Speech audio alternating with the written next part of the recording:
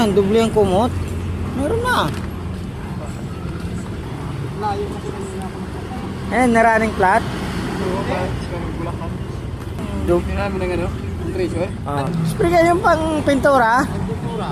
Yung ginano lang sa ano hangin. Oo, ini-spray sa ano. Kinukunik ko sa... Oo, sa compressor. Kasama sa compressor yun eh. Ano, nanggamit na yun yung compressor niya. Oh. Kita mo yun? Sa amin niya, kay Pepe niyan eh. Kaya nga, Inano yan, dinispose niya. tibay nga eh.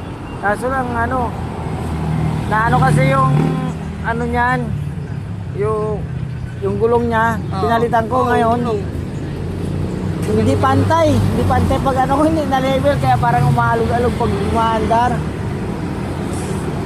Wala ko. Kasi ito na, doon sa buliga, nandun siguro dati yung gulong noon, eh pag nakaayos kami, lipat dito, lipat dito. Masisira eh. Hanggat nasira. Tambakan nung tambakan. Kasi ba, mabilis kumarga.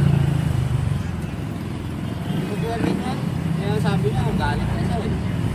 Kung ano lang nga pang ano kurapat ng kalaman eh.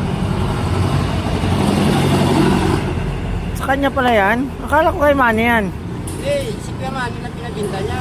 Ah. Sa kanya yan.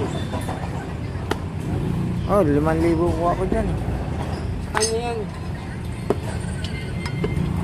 Nagawa niya. Ewan ko dito sa mga ito. Naraning flat. Motor? Interior. Motor? Oo. Kanina motor. Hindi, yung sa sidecar yata eh.